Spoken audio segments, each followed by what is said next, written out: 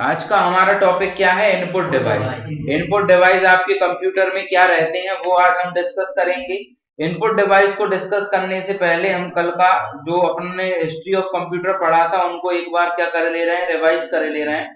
History of computer में आपका computer बनाने के लिए क्या क्या उपकरणों का आवश्यकता पड़ी है, आपने क्या क्या उपकरणों का उपयोग किया, वो सब हमने कहाँ पढ़ा? हिस्ट्री में पढ़ा। अब हिस्ट्री आपकी क्या है, 5 जनरेशन में डिवाइड की गई, पहली, दूसरी, तीसरी, चौथी और 5वीं। पहली जनरेशन में जो कंप्यूटर बनाए गए थे उनमें किस डिवाइस का उपयोग किया गया? वैक्यूम ट्यूब का। दूसरी जनरेशन में जो कंप्यूटर बनाए गए उनमें ट्रांजिस्टर का आविष्कार हो गया था और ट्रांजिस्टर का उपयोग किया गया।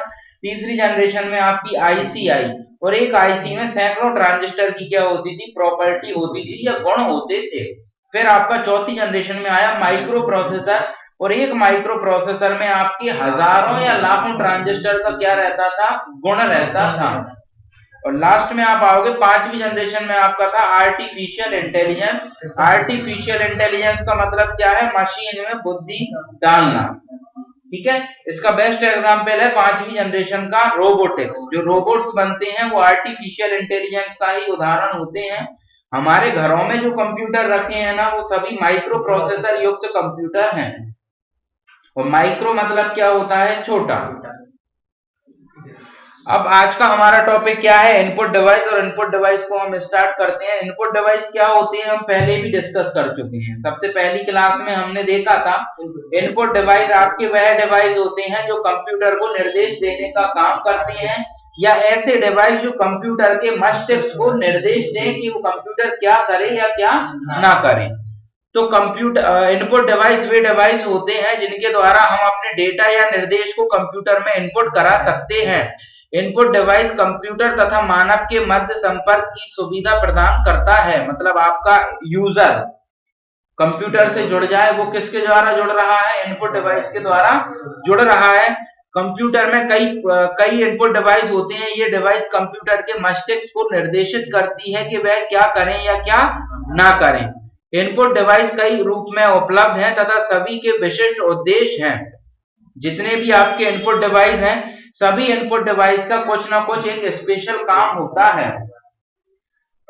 जैसे यहाँ पे एक आपका एग्जाम्पल लिखा है, टाइपिंग के लिए हमारे पास कीबोर्ड है। कीबोर्ड के माध्यम से या बटनों की माध्यम से हम कंप्यूटर को क्या देते हैं? निर्देश देते हैं। 2 × 2 करना है तो 2 दबाएंगे कीबोर्ड से, इंटू साइन दबाएंगे और 2 दबाएंगे तो कंप्यूटर को हमने निर्देश दे दिया 2 × 2 करके 2।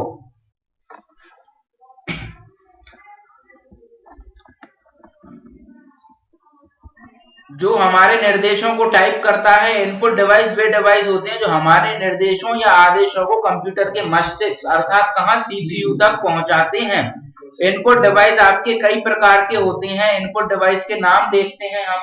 Keyboard, mouse, joystick, track ball, light pen, touch screen, digital camera, OMR, OCR, MICR, ATM और भी बहुत सारे डिवाइस होते हैं तो अपन इत्यादि बोल देंगे।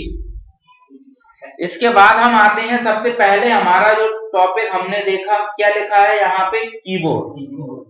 कीबोर्ड को डिस्कस करेंगे। कीबोर्ड में कितनी की रहती हैं, क्या रहता है, वो सब हम डिस्कस करेंगे। तो कीबोर्ड आपका एक सबसे पहले नंबर की चीज यहाँ पर लिखी हुई है, कीबोर्ड कंप्यूटर का एक पेरिफेरल है। पेरिफेरल का मतलब होता है अलग से लगाए जाने वाला उपकरण।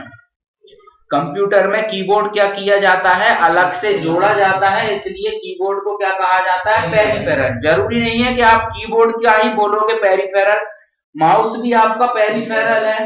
मदरबोर्ड पे तो परमानेंट लगा आता नहीं है, आप जोड़ना चाहते हो यूएसबी लगाओ, जुड़ गया, यूएसबी निकालो, हट गया। ठीक है, तो जितने भी उपकरण सीपीयू से अलग से जोड़े जाते हैं वो क्या कहलाते हैं? पेरिफेरल कहलाते हैं। ठीक है, जो आंशिक रूप से टाइपराइटर के कीबोर्ड की भांति होता है। कीबोर्ड को टेक्स्ट तथा कैरेक्टर इनपुट कराने के लिए डिजाइन किया गया है। भौतिक रूप से कंप्यूटर का कीबोर्ड आयताकार होता है। इसमें लगभग 104 की होती हैं। कई बार क्वेश्चन पूछा जाता है, हम जो कीबोर्ड का उपयोग करते हैं उस कीबोर्ड में कितनी की होती हैं? तो 104 की होती हैं। अगर आपसे कभी कोई पर्टिकुलर बोल दे कि लैपटॉप में कितनी की होती हैं तो 102 और 104 तो अभी का आंकड़ा है, लेकिन जब लैपटॉप कीबोर्ड आपके जब शुरुआत में बने थे तो उसका आंकड़ा था 108। ठीक है, 108 की को मिलाकर एक क्या तैयार किया गया था, कीबोर्ड तैयार किया गया था। कई की ऐसी आती थी जिनका यूज बहुत कम होता था, तो क्या किया गया, कंपनियों ने धीरे धीरे मॉडिफाई करके 104 की पर लाकर इसको छोड़ दिया। ठीक है, आज के टाइम में अगर आपके लिए कोई भी क्वेश्चन आता है ना तो 104 ही उसका क्या होगा, सही आंसर होगा। अगर लैपटॉप बोलते हैं तो लैपटॉप में कितने होंगे, आपकी 102 की होती हैं। ठीक है, इसके बाद हम आगे आते हैं, आगे बढ़ते हैं। तो आपका जो कीबोर्ड रहता है वो कई प्रकार की का कॉम्बिनेशन होता है, या कई प्रकार की को मिलाकर क्या बनाया जाता है, एक कीबोर्ड बनाया जाता है। कीबोर्ड में आपकी कौन कौन सी की होती हैं, अल्फाबेट की, ठीक है, नंबर की, एरो की, फंक्शन की, मॉडिफायर की, न्यूमेरिकल कीपैड, अलग अलग तरीके की को मिलाकर आपका क्या बनाया जाता है, एक कीबोर्ड तैयार किया जाता है।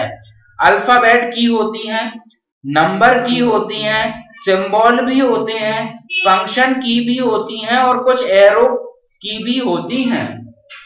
अब कौन सी की को क्या कहा जाता है वो हम अब नेक्स्ट पार्ट में डिस्कस कर रहे हैं। हम कीबोर्ड की संरचना के आधार पर इसकी कुंजियों को 6 भाग में बांट सकते हैं। पहला भाग है आपका अल्फा न्यूमेरिकल की। अल्फा न्यूमेरिकल मतलब होता है, अल्फा मतलब होता है एबीसीडी से संबंधित और न्यूमेरिकल मतलब होता है नंबर से संबंधित। अल्फा न्यूमेरिकल की ऐसी की होती है जिनमें ए से जेड तक के अल्फाबेट आ रहे हों, 0 से लेकर 9 तक के अंक आ रहे हों। अब अगर आप कीबोर्ड देखोगे, कीबोर्ड को अगर आप देखोगे तो आप देख पाओगे कि ए से लेकर जेड तक के आपको नंबर भी, अल्फाबेट भी मिल रहे हैं, 0 से लेकर 9 तक, 0 से लेकर 9 तक के आपको अंक भी मिल रहे हैं। और जो कीबोर्ड की अंक वाली की होती हैं उनके ऊपर आप देखोगे तो ये कोई स्पेशल सिंबल भी बन रहे हैं, जैसे @ हैश, डॉलर, परसेंट, एस्ट्रिक, आपका एंड, कैप, ये सब क्या है आपके स्पेशल, क्या है, स्पेशल सिंबल। अल्फा न्यूमेरिकल की कीबोर्ड के केंद्र में स्थित होता है। अल्फा न्यूमेरिकल की में अल्फाबेट प्लस नंबर ये सभी होते हैं। और अल्फा न्यूमेरिकल की में आपका क्या क्या आता है, टैब बटन आता है, कैप्स लॉक बटन आता है, बैक स्पेस आता है और एंटर भी इसी के अंतर्गत आता है। ठीक है, अब इसके बाद आप आओगे न्यूमेरिकल कीपैड पे। आप न्यूमेरिकल कीपैड पे जाओगे तो न्यूमेरिकल कीपैड में आप देखोगे यहां पर, तो न्यूमेरिकल कीपैड आपका जो रहता है, कीबोर्ड में एक साइड में नंबर वाला पैड आता है। कीबोर्ड को अगर आपने देखा है तो कीबोर्ड को आप देखोगे तो साइड में एक नंबर वाला पैड आता है जिसमें 0 से लेकर 9 तक के क्या छपे रहते हैं, आपके अंक छपे रहते हैं, प्लस माइनस इनटू डिवाइड छपा रहता है, एंटर छपा रहता है। तो आप देखोगे अल्फा न्यूमेरिकल की में टोटल की संख्या आप देखोगे तो कितनी होती है, 1 2 3 4 5 6 7 8 9 10 11 12 13 14 15 16 17 17 की का क्या रहता है, ये आपका सेट रहता है। 17 की में 0 से लेकर 9 तक के अंक रहते हैं, plus minus into divide, enter और पॉइंट, डेसिमल या दशमलव। 10.9 लिखना है तो 10.9 आप यहीं से लिख सकते हो। अब न्यूमेरिकल कीपैड का जो उपयोग है कब किया जाता है, आपको कोई भी कैलकुलेशन करनी होती है और आपको कैलकुलेशन बहुत जल्दी जल्दी निपटानी है तो आप न्यूमेरिकल कीपैड का क्या कर सकते हो, उपयोग कर सकते हो। ठीक है, न्यूमेरिकल कीपैड जो आपका रहता है इसको बंद और चालू करने के लिए एक बटन भी रहता है, इसी के ऊपर यहाँ लिखा है नंब लॉक। नंब लॉक के द्वारा आप क्या कर सकते हो, न्यूमेरिकल लॉक को चालू बंद कर सकते हो, या जो न्यूमेरिकल कीपैड है आपका इसको आप क्या कर सकते हो, बंद चालू कर सकते हो। क्या कहा जाता है, नंब लॉक। 17 कुंजियां होती हैं, 0 से 9 तक के अंक रहते हैं, मैथमेटिकल ऑपरेटर होते हैं जैसे प्लस, माइनस, इनटू, डिवाइड और एक एंटर की होती है। ठीक है, यहाँ पे एक कॉमा यहाँ पे लगाते हैं और ये एक कॉमा आपका यहाँ पे लगेगा, क्यों? क्योंकि दशमलव भी मिल रहा है हमको। ठीक है, दशमलव भी इसी के अंतर्गत रहता है। फिर आप आओगे फंक्शन की में। आपका जो कीबोर्ड रहता है, कीबोर्ड के सबसे ऊपर वाले हिस्से में F1 से लेकर F12 तक की कुछ की हैं, उन की को कहा जाता है फंक्शन की। कई बार क्या होता है, पेपर में नॉर्मली पूछ लिया जाता है कंप्यूटर में कितनी फंक्शन की होती हैं? 12। हर फंक्शन की को कुछ ना कुछ एक स्पेशल काम दिया गया है और वही काम करने के लिए वो क्या उपयोग में आती है। जैसे हम एक नॉर्मल सी चीज देखें कि F1 की होती है, F1 की को आप किसी भी विंडो में दबाओगे तो हमेशा क्या खुलेगा? हेल्प ऑप्शन खुलेगा। ये हमने वर्ड में दबाया तो MS वर्ड का क्या खुल गया? हेल्प मेन्यू या हेल्प ऑप्शन खुल गया। मदद के लिए आपका यूनिवर्सल हेल्प का क्या शॉर्टकट है? F1 की। इसके बाद हम आते हैं स्पेशल पर्पस की। ऐसी की जो कुछ विशेष काम के लिए कंप्यूटर में लगाई गई हो या आती हो, विशेष काम करने के लिए डिजाइन की गई हो। ये कुंजियां कुछ विशेष कार्य को करने के लिए प्रयोग की जाती हैं, जैसे sleep, power, volume, start, shortcut, escape, tab, insert, home, and और डिलीट। ये सब स्पेशल काम है। कोई भी चीज डिलीट करना है तो आप डिलीट बटन से कर सकते हो। आपको किसी डॉक्यूमेंट के अंत में जाना है तो एंड बटन दबा दो। आपको किसी डॉक्यूमेंट के स्टार्टिंग में जाना है तो आप होम बटन दबा दो। आपको डॉक्यूमेंट में कोई चीज इंसर्ट करनी है तो आप इंसर्ट बटन दबा दो। टैब से क्या होता है? टैब बटन से आप ये जो मार्जिन वाला एरिया दिख रहा है, उस मार्जिन वाले एरिया से अंदर की साइड बढ़ते हो टैब बटन का उपयोग करके। इसके बाद आप आओगे एस्केप से क्या होता है? बाहर आने के लिए। एस्केप मतलब बाहर किसी भी, एस्केप अकेला तो काम कम ही करता है, एस्केप बटन क्या है? दूसरी कीयों के साथ में ज्यादा अच्छे से काम करता है। एस्केप बटन क्या है? किसी भी विंडो से बाहर आने के लिए। शॉर्टकट, आप किसी चीज का शॉर्टकट बना रखा है कीबोर्ड में आपने, उन शॉर्टकट का भी उपयोग हो जाता है। स्टार्ट बटन, स्टार्ट बटन कहा जाता है विंडो की को। वॉल्यूम की, आवाज कम ज्यादा करने के लिए। पावर बटन, कंप्यूटर को चालू करने के लिए। और स्लीप, कंप्यूटर को स्लीप मोड में डालने के लिए। तो ये सब जो आपका पावर और स्लीप पहले वाले कीबोर्डों में आते थे, कीबोर्ड के द्वारा भी आप कंप्यूटर को क्या कर सकते थे? चालू कर सकते थे। और स्लीप मोड में डालना है तो स्लीप, आप कुछ समय के लिए कंप्यूटर पर काम नहीं कर रहे तो आप स्लीप मोड में भी डाल सकते थे। इसके बाद आप आओगे मॉडिफायर की। मॉडिफाई का मतलब होता है इंग्लिश में किसी डॉक्यूमेंट में बदलाव करना या कुछ एडिट करना या बदलाव करना, संशोधन करना। तो आपके कंप्यूटर में जनरली 3 ही मॉडिफायर की होती हैं, 3 से चौथी मॉडिफायर की नहीं होती। 3 मॉडिफायर की कौन कौन सी हैं? विंडो की नहीं होती, शिफ्ट, ऑल्ट और कंट्रोल। विंडो की कब होती है मैं अभी बता रहा हूं आपको। अगर आपसे कभी भी कोई पूछेगा कि कंप्यूटर में कितनी मॉडिफायर की होती है, तो कंप्यूटर में आपकी 3 ही मॉडिफायर की होती है, शिफ्ट, ऑल्ट और कंट्रोल। ठीक है, इसके बाद अभी मैंने जो विंडो बोला था उसका मैं आपको बता दे रहा हूं। अगर आपसे कभी कोई बोले एप्पल या IBM के कंप्यूटर, तो उसमें आपकी 3 मॉडिफायर की ना होकर 4 मॉडिफायर की होती है। वहां पर विंडो की भी होती है, शिफ्ट भी होता है, ऑल्ट भी होता है और कंट्रोल भी होता है। डॉक्यूमेंट को मॉडिफाई करने के लिए आप विंडो की का भी उपयोग कर सकते हो। वैसे जनरली कभी भी पेपर में लिखा जाए कितनी मॉडिफायर की? 3, शिफ्ट, ऑल्ट और कंट्रोल। इसके बाद आप आओगे कर्सर की पे। तो कर्सर की हमारी ऐसी की रहती है जो हमारे डॉक्यूमेंट को ऊपर नीचे खिसकाने में, अप डाउन मूव करने के लिए, लेफ्ट से राइट मूव करने के लिए उपयोग में की जाती हैं। या हम बोले हमारा कर्सर, कर्सर हमारा यहाँ पे ये ब्लिंक कर रहा है, ये कर्सर है।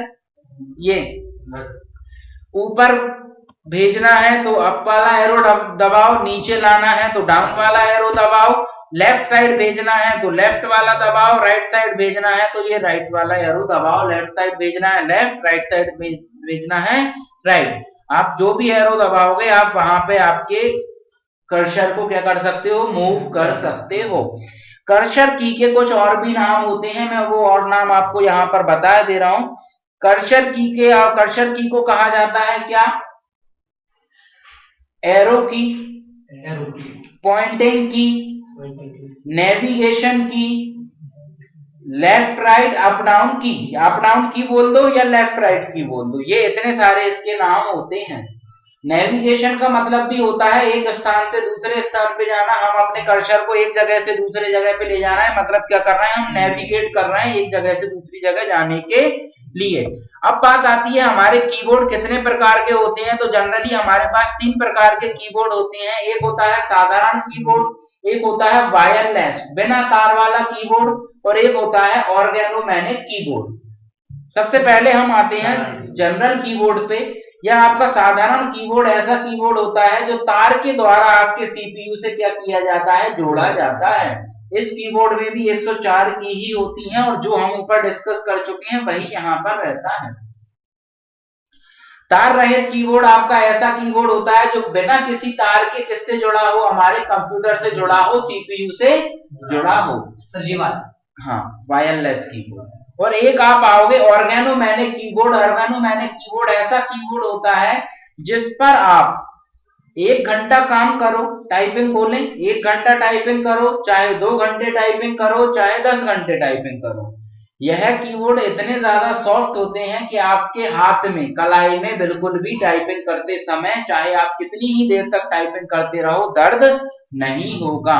ये ऑर्गेनोमैनिक कीबोर्ड बहुत ही ज्यादा महंगे आते हैं। जनरल कीबोर्ड अगर आप बात करोगे तो 250-300 रुपए में एक साधारण कीबोर्ड आ जाता है, पर ऑर्गेनोमैनिक कीबोर्ड आपको अच्छा कीबोर्ड खरीदोगे तो 3 से 3,500 एक नॉर्मल रेंज है, मतलब इस कीबोर्ड से 10 गुना ज्यादा। अब हमारा नेक्स्ट इनपुट डिवाइस है माउस। माउस आपका एक इनपुट डिवाइस तो होता ही है, पर माउस को इनपुट डिवाइस बोलने से पहले हम माउस को बोलेंगे पॉइंटिंग डिवाइस। क्यों? क्योंकि ये सभी चीजों को चिन्हित करके बताता है, एक एरो की मदद से सभी चीजों को क्या करता है, पॉइंट करता है। वर्तमान समय में माउस क्या है, सर्वाधिक प्रचलित पॉइंटिंग डिवाइस है जिसका प्रयोग चित्र या ग्राफिक्स बनाने के साथ साथ किसी बटन या मेन्यू पर क्लिक करने के लिए किया जाता है। इसकी सहायता से हम कीबोर्ड का प्रयोग किए बिना पीसी को नियंत्रित कर सकते हैं। माउस में 2 या 3 बटन होते हैं जिसकी सहायता से कंप्यूटर को निर्देश दिए जाते हैं।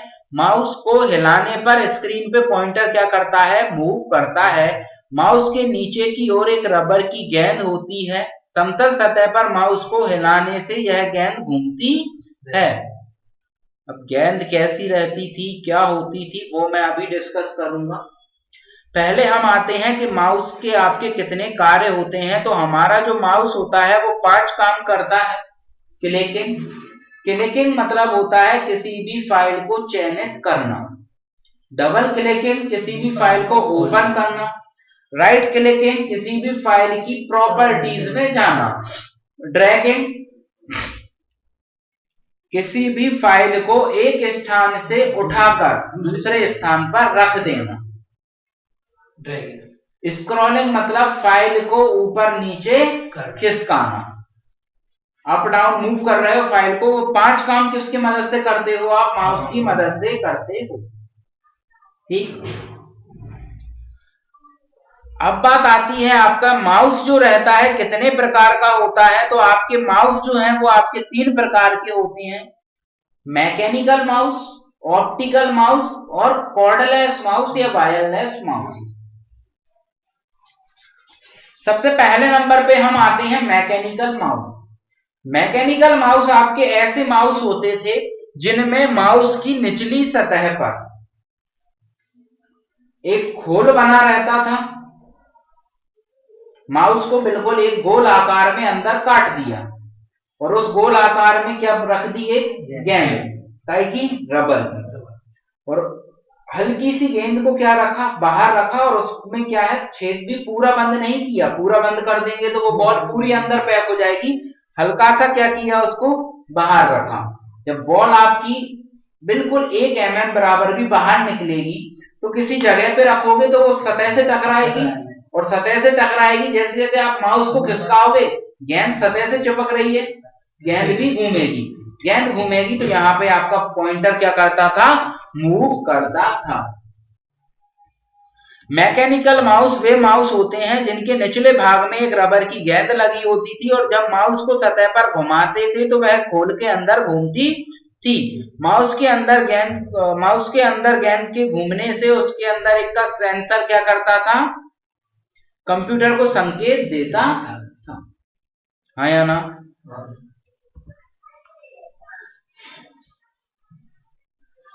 दूसरे नंबर का माउस है आपका ऑप्टिकल माउस। ऑप्टिक मतलब होता है लाइट। ऐसा माउस जिसमें पॉइंटर किसकी मदद से चल रहा हो, लाइट की मदद से चल रहा हो। जनरली हम लोगों ने माउस देखे हैं, उन माउस में निचले सतह पर एक लाल कलर की लाइट निकलती रहती है। किसी भी जगह पे रखा आपने, वो लाल कलर की लाइट क्या हो गई, बंद हो गई, और वो किसको टच करने लगी, सरफेस को। जैसे जैसे आप माउस को खिसकाओगे लाल कलर की लाइट भी खिसकेगी, माउस खिसकेगा तो लाइट भी, जो बीम है वो अपनी पोजीशन खिसकेगा, वो खिसका और पॉइंटर भी खिसक जाएगा। लाइट आपकी एक जगह से दूसरी जगह शिफ्ट हुई तो क्या खिसकेगा, आपका पॉइंटर भी खिसकेगा। नए प्रकार के नॉन मैकेनिकल माउस हैं। ऑप्टिकल माउस क्या है, नए प्रकार के नॉन मैकेनिकल माउस हैं। इसमें एक प्रकाश पुंज या किरण इसके नीचे की सतह पर उत्सर्जित होती थी, जिसके परिवर्तन के आधार पर यह ऑब्जेक्ट की दूरी तथा गति को तय करता था। लास्ट आप आओगे कॉर्डलेस माउस। कॉर्डलेस आपके ऐसे माउस होते हैं जो बिना किसी तार की सहायता से सीपीयू से जुड़े हों, पहली चीज। दूसरी चीज, ये माउस आपके ऐसे माउस होते हैं इनमें निचले सतह पर आपकी एक इनविजिबल लाइट, ऐसी लाइट जिसको हम क्या ना कर सकें, देख सकें। इनविजिबल मतलब जिसको देख नहीं सकते, या सीधा सीधा बोले आपकी इंफ्रारेड वेव या फिर रेडियो वेव या इंफ्रारेड वेव। अवरक्त किरणें सूरज से प्राप्त होती है ना, अवरक्त किरणें, इंफ्रारेड को कहा जाता है अवरक्त, और रेडियो वेव मतलब रेडियो तरंग। ये इसके निचले सतह पर निकलती रहती हैं, और जैसे जैसे आप माउस को घुमाते हो रे भी इधर उधर मूव होती हैं, और आपका पॉइंटर क्या करता है, स्क्रीन पर घूमता है। ठीक है, अब हम आते हैं हमारा नेक्स्ट इनपुट डिवाइस की साइड, और हमारा नेक्स्ट इनपुट डिवाइस है आपका जॉयस्टिक। जॉयस्टिक आपका एक ऐसा डिवाइस होता है या गियर जैसा डिवाइस होता है। आपने 4 व्हीलर में गियर देखा होगा, सेम उसी गियर जैसा ही एक उपकरण रहता है, उसको क्या कहा जाता है, जॉयस्टिक कहा जाता है।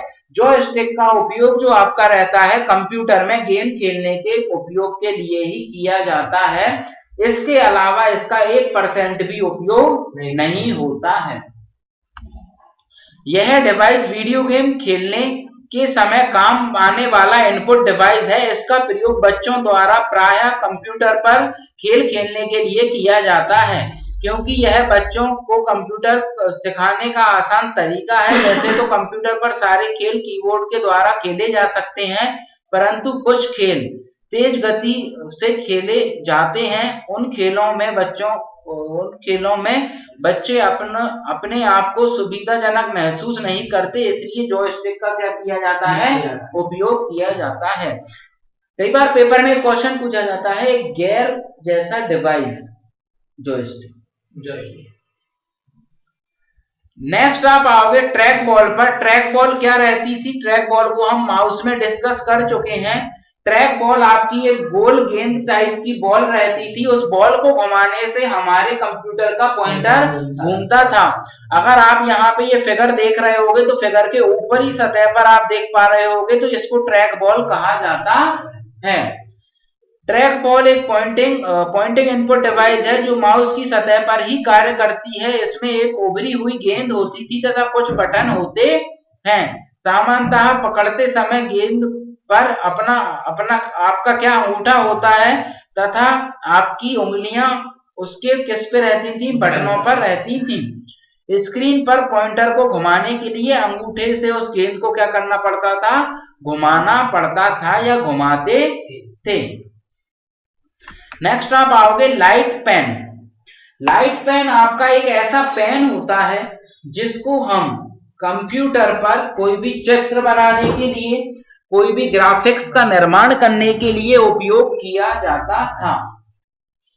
यह लाइट पेन आपका एक ऐसा पेन जिसकी मदद से हम किसी भी डिजिटल सरफेस पर चित्र बना सकें, चार्ट बना सकें, कोई ड्राइंग बना सकें, वो आपका क्या, लाइट पेन। सर पहले ये टच मोबाइल में आते थे, टच स्टिक होती है वो, है ना सर, टच स्टिक मोबाइल में जो आती है, टैबलेट में आती है, वो टच स्टिक होती है। लेकिन हाँ, आजकल जो आपके एडवांस आपके जो आ रहे हैं ना, अपन आईपैड बोले या आईफोन भी, आईफोन की प्रकार है आईपैड, तो जो आपके आईपैड अब आ रहे हैं ना, टैबलेट जो आ रहे हैं, कई ऐसे महंगी कंपनियों में आ रहे हैं ना, उनमें साथ में वो क्या है, लाइट पेन देते हैं। लाइट पेन का मैं आपको उपयोग बता दूं, अगर आपने कभी किसी ऑनलाइन क्लास को अटेंड किया हो और ऑनलाइन क्लास में एक पेन चलता है, अलग अलग तरीके के उसमें क्या कर लेते हैं, कलर कर लेते हैं एक ही पेन के, वो आपका लाइट पेन होता है। वो लाइट पेन आपका जिस बोर्ड पे चलता है, वो बोर्ड भी आपका डिजिटल बोर्ड होता है, मतलब जुड़ा किससे रहता है वो बोर्ड आपका, कंप्यूटर से, ठीक, कंप्यूटर से। इसके बाद आप आओगे टच स्क्रीन। टच स्क्रीन आपकी इनपुट डिवाइस के अंतर्गत ही आती है। क्यों आती है इनपुट डिवाइस के अंतर्गत? अगर ये क्वेश्चन आ रहा हो तो दिमाग से ये क्वेश्चन जरा सुन के क्लियर कर लेना। जब तक आप टच स्क्रीन पे कोई भी इनपुट नहीं देते, तब तक आपको कोई भी आउटपुट मिलता नहीं है। मतलब टच स्क्रीन किस पे निर्भर कर रही है, इनपुट पे। आप जब तक इनपुट नहीं दोगे, आउटपुट आपको मिलेगा ही नहीं।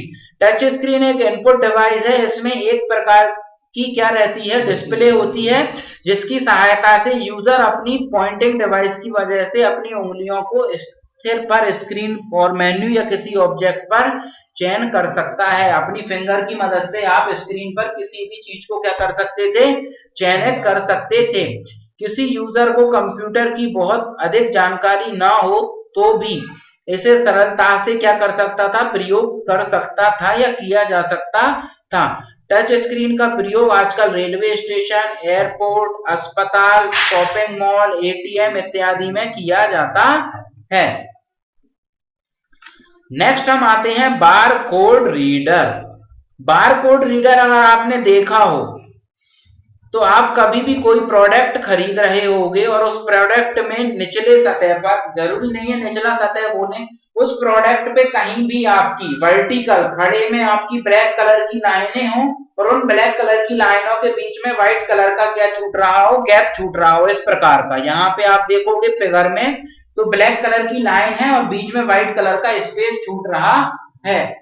मार्केट में अगर आप कोई भी प्रोडक्ट को परचेस करोगे, आपका जो बारकोड रीडर रहता है उसका उपयोग कहाँ किया जाता है, मैं आपको बताए दे रहा हूं। आपके जो शॉपिंग मॉल्स होते हैं, आपके जो बचत बाजार है, शॉपिंग मॉल है, उनमें क्या रहता है, आपका बारकोड रीडर का उपयोग किया जाता है। और बारकोड रीडर की मदद से आप किसी भी चीज का क्या कर सकते हो, उस चीज की जानकारी को पढ़ सकते हो कि ये कौन सी चीज है, कौन सी चीज नहीं है। मान लो एक कोई दुकान है, उस दुकान में 4 आइटम है, चारों आइटमों के अलग अलग नाम होंगे, एक तो नाम होंगे नहीं, और उनके चारों आइटमों के अलग अलग बारकोड होंगे। आपने एक आइटम का बारकोड स्कैन किया तो उस आइटम से संबंधित जानकारी आपके कंप्यूटर में आ जाएगी कि इस आइटम का नाम ये है, इतने रुपए का है, इतने वजन का है, और जो भी जानकारी होगी उससे संबंधित। कोई भी आप इंटरनेशनल या नेशनल अच्छे लेवल का प्रोडक्ट खरीदोगे तो आपको बारकोड उस पर मिलेगा ही मिलेगा। और बारकोड आपका एक ऐसा कोड होता है जिसमें उस प्रोडक्ट से संबंधित पूरी जानकारी छिपी होती है। बारकोड में आपके दो प्रकार की, बारकोड में जो लाइनें रहती हैं उन लाइनों में सिर्फ और सिर्फ दो ही दिशा होती है, ऊंचाई, चौड़ाई। आप यहाँ पे देख पा रहे होगे ऊंचाई कितनी बड़ी है और चौड़ाई मतलब कितनी मोटी है। अब कभी ये तो नहीं पता होगा कि बारकोड पढ़ता क्या है। सर नंबर या काली लाइन पढ़ता है, क्या पढ़ता है पता? नहीं। बारकोड जो रहता है वो आपकी ब्लैक लाइनों के बीच में जो व्हाइट कलर की जगह या व्हाइट कलर का स्पेस छूटा रहता है उसको पढ़ने का काम करता है। नहीं तो जनरली क्या है कि दिमाग लगाएंगे तो ये बोलेंगे कि काले कलर की लाइनें छप रही हैं तो वही पढ़ता होगा। नहीं, काले कलर की लाइनों के बीच में जो व्हाइट कलर का स्पेस रहता है उसको पढ़ता है। बारकोड आपका जो रहता है दो दिशीय होता है, मतलब लंबाई चौड़ाई बोल लो, चौड़ाई ऊंचाई बोल लो, दो दिशा से तीसरी दिशा नहीं होती। आप मान लो कि आप किसी एक बिल्डिंग के बिल्कुल सामने खड़े हो तो बिल्डिंग की क्या दिखेगी आपको? ऊंचाई दिखेगी और चौड़ाई दिखेगी, सही है। लेकिन उसी बिल्डिंग को आप किसी एंगल से देखोगे तो आपको ऊंचाई भी दिखेगी, लंबाई भी दिखेगी और चौड़ाई भी दिखेगी, है ना। हाइट भी दिखेगी, विड्थ भी दिखेगी और आपकी क्या लेंथ भी दिखेगी। लंबाई, चौड़ाई और ऊंचाई सब कुछ दिखेगा आपको उसमें। तो वो होता है तीन डायमेंशन, तीन दिशीय। पर बारकोड कितने दिशीय होता है? दो दिशीय होता है। और बारकोड के जैसा ही एक और कोड होता है, उस कोड का नाम होता है आपका क्यूआर कोड। और क्यूआर कोड को आजकल बिल्कुल सभी लोगों ने देख रखा है, फोन पे में, अमेजोन पे में, या फिर आप देखोगे गूगल पे में स्कैन करती है सर। जो क्यूआर कोड होता है जिसको हम स्कैन करके डिजिटल पेमेंट करते हैं, वो भी क्या होता है? हमारा बारकोड जैसा ही एक कोड होता है। क्यूआर कोड का मतलब होता है क्विक रिस्पॉन्स कोड, और ये भी दो दिशीय कोड होता है। दो दिशीय कोड बोलो या टू डायमेंशन कोड होता है। अब हम आते हैं स्कैनर पे। स्कैनर हमारा एक ऐसा इनपुट डिवाइस होता है कि आप किसी भी हार्ड कॉपी को, आपके हाथ में एक मान लो मार्कशीट है, उस मार्कशीट को आपको कंप्यूटर में भेजना है, तो आपके हाथ में जो चीज है वो हार्ड कॉपी हो गई, कंप्यूटर में जो भेज रहे हो तो वो क्या हो गई? सॉफ्ट कॉपी हो गई। तो आपका स्कैनर एक ऐसा यंत्र होता है या ऐसा उपकरण होता है जो हार्ड कॉपी को सॉफ्ट कॉपी में कन्वर्ट करने का या बदलने का कार्य करता है। अब हम आते हैं OMR पे। OMR का सबसे पहले फुल फॉर्म याद करेंगे। OMR का फुल फॉर्म होता है ऑप्टिकल मार्क रीडर या ऑप्टिकल मार्क रिकॉग्नाइजर। रिकॉग्नाइजर मतलब पहचानना। अब ऑप्टिकल मार्क क्या होते हैं? तो हम जनरली एग्जामों में गोले भरते हैं, ब्लैक कलर की पेन से गोले फिल करते हैं, गोले भरते हैं, वो OMR शीट होती है। मान लो किसी का नंबर है, रोल नंबर की बात करें 101, तो पहले नंबर की कॉलम में वो 1 को डार्क करेगा, दूसरे नंबर के कॉलम में वो 0 को डार्क करेगा और तीसरे नंबर के कॉलम में 1 को डार्क करेगा। तो क्या हो गया? 101। अब जो आपने मार्क करे हैं उन मार्कों को कोई इंसान नहीं पढ़ता है, आपकी डिटेल को कौन पढ़ता है? एक मशीन पढ़ती है। उस मशीन का नाम होता है OMR। आपकी ये जो मशीन आपको यहाँ पर दिख रही है, इस मशीन में क्या कर दिया जाता है? एक साइड से आपकी जो OMR शीट है वो लगा दी जाती है और ये OMR शीट अंदर की साइड चली जाती है। इस डिवाइस में अंदर की ओर एक लेजर लाइट छोड़ी जाती है, लाल कलर की लेजर लाइट छोड़ी जाती है। अब एक आप व्हाइट पेज पे लेजर लाइट को छोड़ोगे तो दूसरे सतह पर निकल जाएगी, और उसी व्हाइट पेज पे आप एक गोल काले कलर का क्या कर दो? डार्क घेरा बना दो और उस पे आप लाइट छोड़ो, तो पहले जितनी तीव्रता से जा रही थी या तो लाइट बिल्कुल जाएगी ही नहीं, और जा भी रही होगी तो पहले 100% जा रही थी लाइट, तो अब 30% ही जा पाए, लाइट क्या हो जाएगी? वहां से रुक जाएगी। तो यही इसका प्रिंसिपल होता है कि इस डिवाइस के अंदर एक क्या की जाती है? Laser light. जैसे देखो यहाँ पे लिखा है, इसमें चिन्हित कागज पर प्रकाश डाला जाता है और परावर्तित प्रकाश की जांच की जाती है। यहाँ चिन्ह उपस्थित होगा, कागज के उस भाग से परावर्तन प्रकाश की तीव्रता कम हो जाएगी। OMR किसी उत्तर पुस्तिका को जांचने की क्या थी? प्रक्रिया थी। जहां तीव्रता कम हो गई उसको पढ़ लेगा, जहां तीव्रता उतनी ही है उसको नहीं पढ़ेगा। अब गोले भर रहे थे, उसका नाम था OMR। फिर भरने लगे कैरेक्टर, ए है, ए को ही डार्क करने लगे। उसको पढ़ने का जो डिवाइस आया उसका नाम रखा ऑप्टिकल कैरेक्टर रिकॉग्नाइजर। ठीक है, आपने लाइट की मदद से क्या करना, कैरेक्टरों को रिकॉग्नाइज करना, पढ़ना। एटीएम पे आते हैं, नेक्स्ट इनपुट डिवाइस। एटीएम का फुल फॉर्म होता है ऑटोमेटिक टेलर मशीन।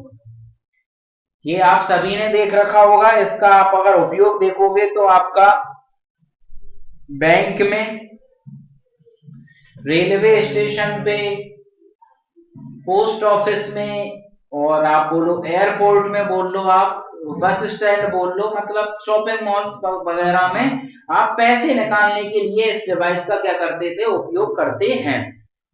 अब एटीएम को क्यों रखा गया इनपुट डिवाइस में, तो एटीएम को इनपुट डिवाइस में इसलिए रखा गया है क्योंकि जब तक ये आपसे आपकी पूरी जानकारी नहीं ले लेता तब तक आपको पैसे विड्रॉल करके नहीं देता। अगर आप कार्ड भी लगाते हो तो कार्ड से संबंधित जो भी डेटा जरूरी है, जैसे पिन कोड, वो आप जब तक नहीं डालोगे तब तक पेमेंट आपको नहीं मिलेगा। तो आपसे आपकी जानकारी चेक करने के बाद आपको अमाउंट को क्या करता है, विड्रॉल करता है। नेक्स्ट हमारा इनपुट डिवाइस है क्या, MIR। MIR का फुल फॉर्म होता है मैग्नेटिक इंक कैरेक्टर रिकॉग्नाइजेशन या मैग्नेटिक इंक कैरेक्टर रीडर। अब इसका उपयोग कहां होता है, तो MICR का उपयोग सबसे ज्यादा किया जाता है बैंकों में। यह बैंकों में उपयोग की जाने वाली एक प्रणाली होती है।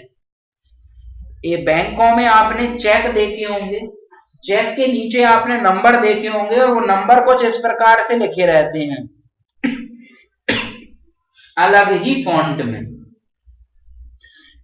एक है, नीचे एक ज्यादा डार्क है, यहाँ फिर 0, फिर एक ज्यादा डार्क है। ये 4 बनाया तो 4 में एक डंडी डार्क है, एक डंडी लाइट है, फिर एक डंडी डार्क है। 4 आप 3 स्टिक को मिलाकर बनाओगे 4 ऐसे, तो एक डार्क कर दिया बीच में। तो ये अलग प्रकार की इंक होती है, इसका उपयोग किया जाता है बैंकों में। एक ऐसी प्रणाली जिसका बड़े पैमाने पर बैंकों में उपयोग किया जाता है तो वो होती है आपकी MICR। और इसका उपयोग क्या है, बैंकों के चेकों पर नंबर छापने के लिए। तो इतने ही आपके इनपुट डिवाइस होते हैं। कल का हमारा टॉपिक रहेगा आपका आउटपुट डिवाइस से संबंधित, कि आपके कंप्यूटर में कितने आउटपुट डिवाइस होते हैं, वो सब हम पढ़ेंगे। और आज के टॉपिक में बस इतना ही है ना। हमारे चैनल को सब्सक्राइब कीजिए और बेल आइकन प्रेस कीजिए लेटेस्ट टेक्नोलॉजी वीडियो सबसे पहले देखने के लिए।